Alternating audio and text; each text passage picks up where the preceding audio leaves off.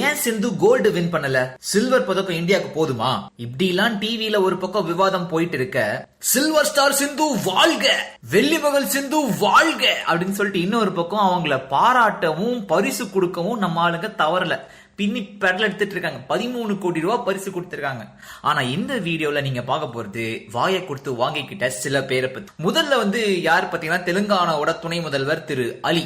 22ஆம் தேதி சிந்துவை வரவேற்கிறதுக்காக வந்த மனுஷன் அந்த வேலையை மட்டும் செஞ்சுட்டு அக்கடான்னு போயிருந்தாருன்னா பிரச்சனையே இல்லை. ஆனா பேட்டி கொடுக்கிற பேர் வழின்னு சொல்லிட்டு அடுத்த தடவை சிந்து ஒலிம்பிக்ல கோல்டு மெடல் வாங்குறதுக்கு வெளிநாட்டு பயிற்சியாளரை நியமிப்போம் அப்படின்னு சொல்லிட்டு ஒரு வார்த்தை சொன்னார். இதுல ஒரு உள்குத்து இருக்குங்க.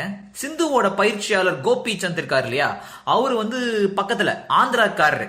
ஆந்திராவுக்கும் தெலுங்கானாவுக்கும் தான் ஆவாதே, அந்த ஒரு கடுப்புல தான் மனுஷன் இந்த ஒரு பிட்ட போட்டிருக்காரு. ஆனா அதுக்கு சிந்து என்ன சொல்லிட்டாங்க, கோபி சார் எனக்கு நல்லா தாங்க சொல்லி தராரு, அன்னைக்கு என்னை எதிர்த்து ஆடின மரின் பொண்ணு உண்மையிலேயே சூப்பரா ஆடிச்சு, அதனாலதான் அவங்க கோல்டு ஜெயிச்சாங்க, இந்த மேட்டரை இத்தோட விட்டுருங்க, அடுத்து வரப்போற போட்டியில நான் ஜெயிக்கணும், அதுல கான்சென்ட்ரேட் பண்றேன் அப்படின்னு சொல்லிட்டாங்க. தேவையா இந்த அவமானம் துணை முதல்வரே?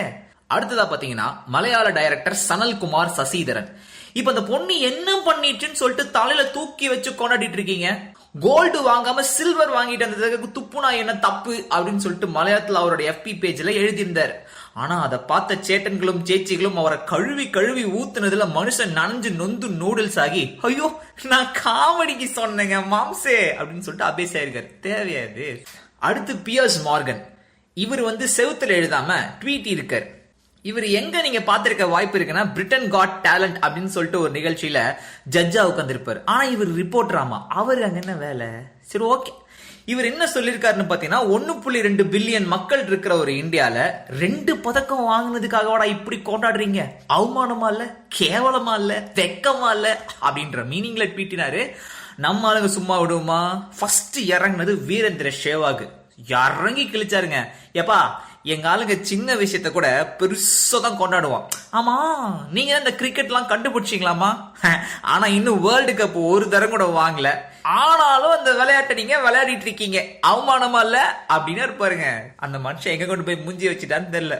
அதுக்கப்புறம் இன்னொருத்தர், இந்திய நிறுவனமான டாடா கிரேட் பிரிட்டன்ல அதிகமான மக்களுக்கு வேலை கொடுக்குது, இதை விட அவமானம் வேற என்ன வேணும் அப்படின்னு சொல்லிட்டு ஒரு கேள்வியை கேட்டாருங்க. அதுக்கப்புறம் இன்னொருத்தர், 1966 இருந்து ஃபுட்பால் விளையாடிட்டு இருக்கிறீங்க, ஆனா ஒரு தடவை கூட நீங்க ஃபீஃபாவை வின் பண்ணல, இதுல இங்கிலீஷ் பிரீமியர் லீக் EPL வேற வருஷம் நடத்துகிறீங்க, இதை விடவா சார் கேவலம் அப்படின்னு சொல்லிட்டு ஒரு ரிப்பீட் வேற கேட்டிருக்காரு.